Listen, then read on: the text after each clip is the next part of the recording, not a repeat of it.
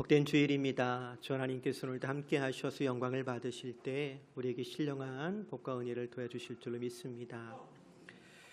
어느 조사를 보니까 우리나라 20대 직장 여성들이 받는 가장 큰 차별은 외모 때문에 받는 차별이라고 합니다. 1, 2부도 다 그렇더니 반응이 똑같네요. 나름 분석을 해봤어요. 20대가 없어서 그런 건가? 아니면 외모로 차별을 받아본 경험이 없었기 때문에 그런 건가? 아마 후자일 것 같긴 합니다만 어쨌든 그렇답니다. 근데 이런 차별이 여성에게만 있는 건 아니겠지요. 남성들도 마찬가지입니다. 너무나 감사한 것은 이런 외모지상주의 시대에 하나님께서 우리에게 주시는 위로의 말씀이 있습니다. 사무엘상 16장 7절의 말씀 잘 아시지요? 사람은 외모를 보거니와 나 여호와는 중심을 보느니라. 만약 하나님께서 외모를 보고 사람을 택하셨더라면 다윗은 결단코 이스라엘 왕이 될 수 없었을 겁니다. 왜냐하면 다윗보다 훨씬 잘생기고 준수한 형들이 그의 앞에 6이나 있었기 때문입니다. 그렇지만 하나님은 사람이 보는 것과 달리 외모가 아니라 그의 중심을 보셨더라 합니다. 그리고 이러한 하나님의 기준은 세월이 지나고 세상이 변해도 여전히 바뀌지 않았습니다. 온 세상 사람들이 겉모습 혹은 외모를 보고 사람을 택하고 선택할지 모르겠지만 지금도 여전히 하나님께서는 사람의 중심을 보고 계십니다. 또 그러하기에 저와 여러분이 하나님 마음에 합한 사람 되기를 바랍니다. 사실 타고난 외모라고 하는 것이 어찌 해볼 방법이 없지 않습니까? 물론 요즘에는 기술이 좀 좋아져가지고 고치기도 한다고 하는데 저는 원판 불변의 법칙을 믿습니다. 그렇지만 마음은, 속사람은 얼마든지 새롭게 변하는 줄로 압니다. 그래서 소망이 있어요. 사람뿐이겠습니까? 교회를 보실 때도 마찬가지일 겁니다. 늘 기도하면서 건강한 교회 혹은 좋은 교회에 대한 기도가 빠지지 않습니다. 건강한 교회 혹은 좋은 교회라고 하는 것이 겉으로 보이는 건물이나 혹은 모이는 숫자에 관련된 것은 아닐 겁니다. 오직 예수만이 높임을 받으시고 걸어가신 예수님의 성품을 닮아가는 성도들이 모인 교회, 비록 완전하고 완벽한 사람들은 아니지만 중단 없이 주님 닮아가기를 소망 중에 살아가는 사람들이 모인 교회가 바로 좋은 교회인 줄로 압니다. 그리고 우리 교회 또한 그런 교회인 줄로 믿습니다. 우리가 고린도 전서를 통해서 만나는 고린도 교회는 사실 건강하고 좋은 교회라고 부르기에는 부끄러운 것이 참 많았던 교회였습니다. 물론 장점이 없었던 것은 아닙니다만 심지어 그 장점까지도 유익이 되지 못했던 교회가 고린도 교회였습니다. 그런데 그런 고린도 교회임에도 불구하고 사도 바울이 그 교회를 어떻게 불렀느냐? 하나님의 교회라고 불렀던 것을 봅니다. 이 하나님의 교회란 표현이 요즘 활개치는 이단 의미하는 것은 아니고요. 고린도전서 1장 2절에 보면 이렇게 시작을 하지요. 고린도에 있는 하나님의 교회, 곧 그리스도 예수 안에서 거룩하여지고 성도라 부르심을 받은 자들이라고 부르고 있는 걸 보게 됩니다. 생각해 봅니다. 왜 그 문제 많았던 고린도 교회를 여전히 바울은 하나님의 교회라고 불렀을까요? 우리가 잘 아는 것처럼 교회는 성령의 역사로 시작되었기 때문입니다. 또 교회와 성도는 성령으로 말미암아 그리스도 예수 안에서 거룩하게 되었기 때문에, 다른 말로 표현하면 구별되었기 때문입니다. 이 말은 교회의 소망이 사람에게 있는 것이 아니라 누구에게 있더라고요? 그리스도 예수께 있다는 것입니다. 만약 소망이 사람에게 있다면 혹은 교회가 사람의 것이라면 사람에게 소망을 두겠지만 교회는 주님의 것이기 때문에 주님께 소망을 두고 또 그랬기 때문에 그 문제 많았던 고린도 교회와 교인들을 가리켜서 여전히 하나님의 교회라고 불렀던 겁니다. 여러분, 저는 안타깝지만 교회는 완전하거나 완벽한 사람들의 모임은 아닙니다. 그러다 보니까 때론 사람에게 실망하고 실족할 때도 있지요. 그래서 사람에게 소망을 두면 그 실망은 낙심이 되고 그 실족함은 회복할 수 없는 침륜에 빠지는 이유가 되기도 할 겁니다. 하지만 그리스도 예수께 소망을 두면 혹 실망하면 그것은 사랑의 이유가 되고 혹 실족할 때면 그것은 기도의 제목이 되는 줄로 믿습니다. 그것이 고린도 교회를 향한 편지 쓰던 바울의 마음이었고요. 그리고 오늘 저와 여러분이 품어야 될 마음인 줄로 압니다. 사랑하는 성도 여러분, 하나님은 변함없이 교회를 사랑하십니다. 그래서 성령을 보내주셨고 지금도 성령으로 우리와 함께 하십니다. 또 그러하기 때문에 오늘 저와 여러분이 함께 읽은 본문에도 보면 이렇게 권면하고 있는 걸 볼 수가 있어요. 고린도전서 14장 1절입니다. 같이 읽어볼까요? 사랑을 추구하며 신령한 것들을 사모하되 특별히 예언을 하려고 하라. 같이 한번 해볼까요? 사랑을 추구하라. 사실 추구한다라고 하는 번역 뜻은 맞는데 제가 좀 더 개인적으로 좋아하는 번역이 있습니다. NLT 성경에 보면 이렇게 번역을 했어요. Let love be your highest goal. 사랑이 너희의 최고의 목표가 되게 하라. 사도 바울은 말도 많고 탈도 많았던 고린도 교회에 가장 필요한 것, 반대로 좀 이야기하자면 가장 결핍되어 있는 것이 사랑이라고 하는 것을 꿰뚫어 보고 있었습니다. 그래서 다시 한번 사랑을 강조했던 겁니다. 그런데 여기서 한 번 더 생각해 봅니다. 고린도 교회 교인들이 이런 가르침을 이전에는 몰랐을까요? 사랑을 추구하라고 하는 말을 처음 들었을까요?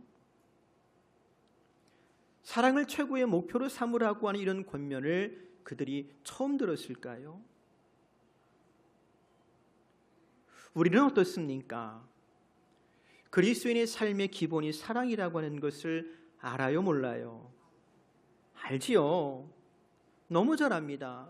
교회에 들어오면 당신은 사랑받기 위해 태어난 사람이라고 노래 부르고 하나님 당신을 사랑한다고 말하고 심지어 우리가 예배 때마다 인사 나누면서 어떻게 인사했더라고요? 주님의 이름으로 사랑한다라고 인사하잖아요. 그러니 사랑에 대해서 얼마나 많이 말을 합니까? 아마 세상에서 사랑을 가장 많이 말하는 곳을 꼽으라면 교회가 첫 번째일 거예요. 고린도 교회도 역시 마찬가지였을 겁니다. 그럼에도 사도 바울이 고린도 교회를 향해서 다시 한번 사랑이 여러분의 최고의 목표가 되게 하십시오라고 강조한 이유는 무엇이었겠습니까? 아마 두 가지 정도 이유를 생각해 볼 수 있을 것 같아요. 첫째는 교회 안에 사랑이라고 하는 말은 넘쳐났지만 실상은 사랑이 없더래요. 겨울이 되면 날씨가 쌀쌀해지기 시작하면 길거리에 등장하는 간식거리가 있습니다.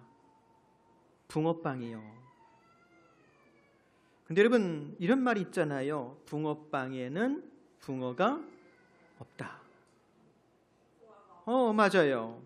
붕어빵 사 먹을 때 그 속에 붕어가 들어있을 것이라고 기대하며 사 먹는 사람은 아무도 없어요. 그냥 모양만 붕어빵이면 돼요. 거기에 뭐 팥이 들어있든 요즘은 뭐 슈크림도 들어간다고 하더라고요. 뭐가 들어있든 상관없어요.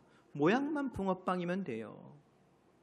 하지만 여러분, 사랑을 말하는 교회 안에 사랑이 없다면 어떨까요? 그런 고린도 교회를 향해서 바울이 말합니다. 너희를 칭찬할 수 없다. 너희를 칭찬할 수 없다.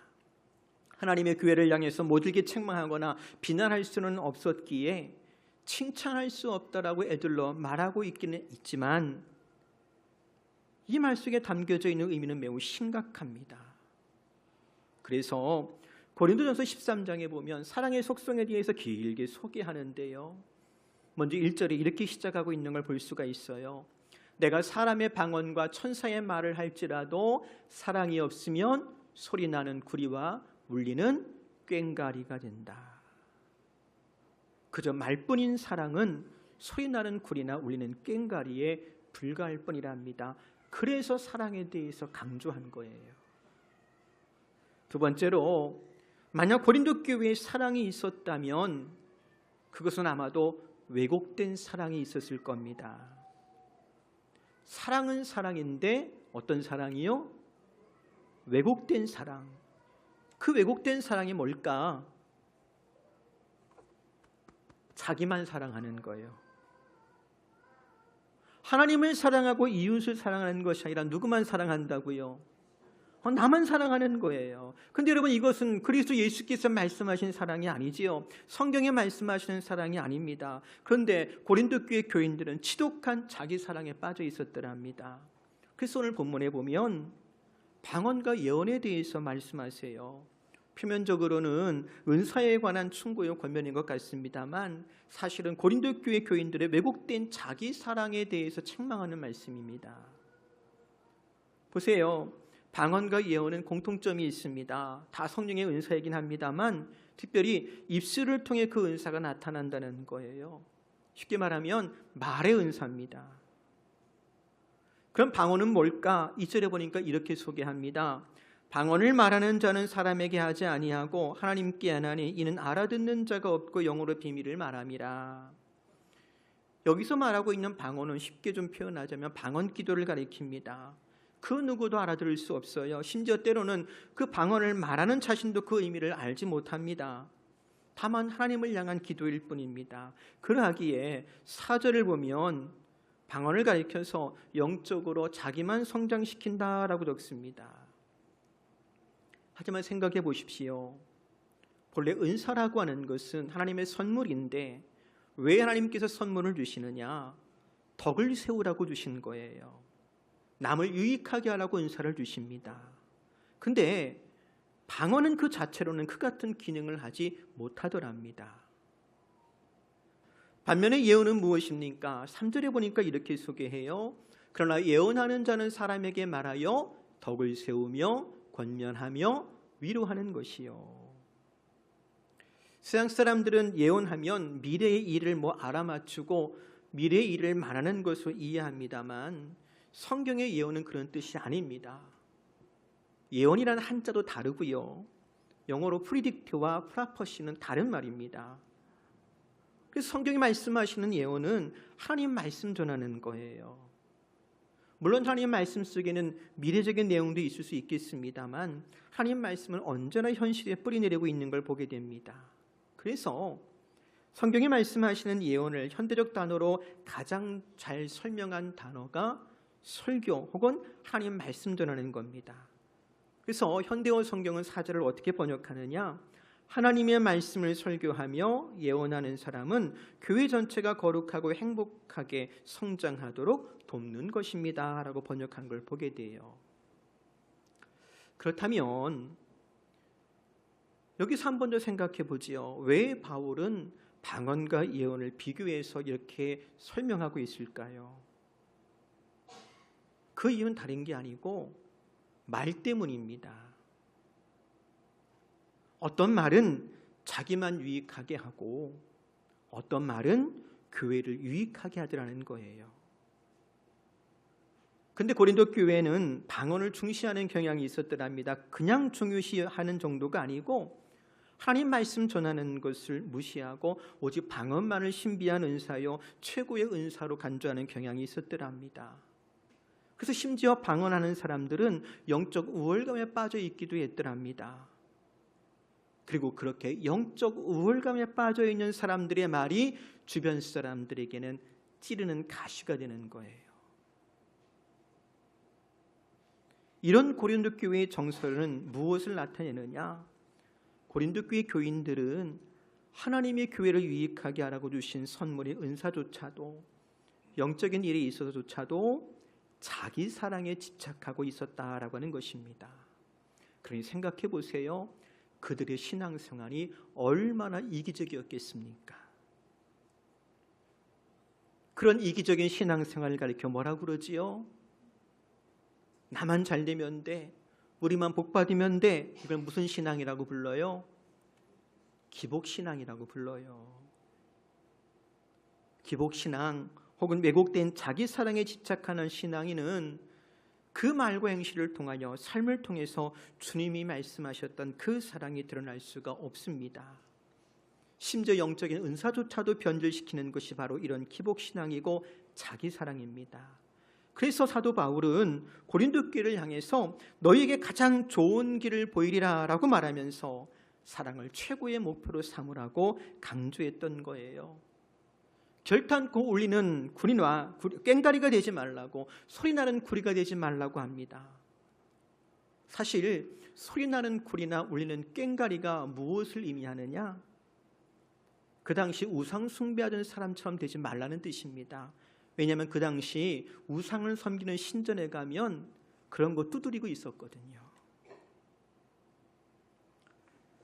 전쟁이 한창 진행 중이던 때에 전투에 지친 병사 하나가 애타게 물을 찾았더랍니다. 왜 사람이 긴장하면 더 목마르잖아요. 근데 생사의 갈림길에서 그 전투를 치르면서 얼마나 긴장되고 목이 말랐겠어요. 그래서 전투 중에는 탄약만큼 중요한 게 물이랍니다. 근데 마침 수통에 얼마간 물이 남아있던 병사가 자기 수통을 그 병사에 건네줬어요. 목이 말랐던 병사가 허겁지겁 뚜껑을 열어서 물을 마시려고 딱 입에 대려는 순간 주위의 모든 동료의 시선이 자기를 향해 있다는 것을 알게 됐어요. 왜요? 나만 목마른 게 아니야. 다 목마른 거예요. 그꼴을 보고 이 병사가 수통에 입을 대고 꿀꺽꿀꺽 소리내면서 물을 마신 다음에 그 수통을 옆에 있는 동료에게 넘겨줍니다. 수통을 건네받은 병사도 꿀꺽꿀꺽 소리내면서 물을 맛있게 마셨어요. 그리고 다음 병사에게 수통을 넘겨줍니다. 그렇게 돌아가면서 모든 병사가 물을 마셨어요. 그리고 마침내 수통이 원래 주인에게 돌아왔어요. 근데 놀랍게도요, 수통의 물은 처음 그대로였답니다. 아니, 모든 병사가 물을 마시고 그만큼 남은 거예요. 더 이상 얼굴에 갈증이 나타나는 사람은 아무도 없고 도리어 옅은 미소만 가득했더랍니다. 그들이 마신 것은 물이 아니라 뭘 마신 걸까요? 사랑을 나누어 마신 거예요. 사랑하는 성도 여러분, 우리가 이런 사랑을 나눌 수 있기를 바랍니다. 요한일서 3장 10절에 보면 이렇게 선언하세요. 이것으로 우리는 누가 하나님의 자녀이며 누가 마귀의 자녀인 줄 알 수 있습니다. 올바른 일을 행하지 않는 사람은 하나님의 자녀가 아닙니다. 그리고 자기 형제를 사랑하지 않는 사람도 하나님의 자녀가 아닙니다. 이제 말씀을 정리합니다. 우리가 믿을 때 한 사람 한 사람이 성숙한 그리스도인 되기를 바랍니다. 특별히 사랑을 최고의 목표로 삼아 뜨겁게 서로 사랑할 줄 아는 성도요 교회가 될 수 있기를 바랍니다. 어떻게 해요? 우선 교회의 덕을 세우는 말을 시작하십시오. 저는 방언과 예언뿐만 아니라 직분도 은사로 봅니다. 젊음도 은사예요. 반대로 연륜도 은사입니다. 그리고 은사는 영원한 것이 아니라 다 시기가 있고 때가 있어요. 때가 지나면 그 은사 사라질 겁니다. 그러니 하나님의 때에 하나님이 주신 그 은사를 가지고 자기의 유익을 구하는 것이 아니라 섬김과 사랑으로 교회가 건강하며 성도를 행복하게 하는 저와 여러분 될 수 있기를 주의 이름으로 축복합니다. 기도하겠습니다. 하나님, 그리스도 예수의 영을 우리에게 부어주시어서 하나님의 사람 되게 하시고 하나님의 교회가 되게 하시니 고맙습니다. 또 우리에게 각양각색 좋은 은사들을 선물로 주시었는데 이 은사를 통하여 그리스도 예수의 덕을 세우기를 원합니다. 뜨겁게 사랑하며 섬길 수 있기를 바랍니다. 그렇게 건강한 교회요 행복한 교회를 만들어가는 우리가 되게 하여 주옵소서. 예수님의 이름으로 기도합니다.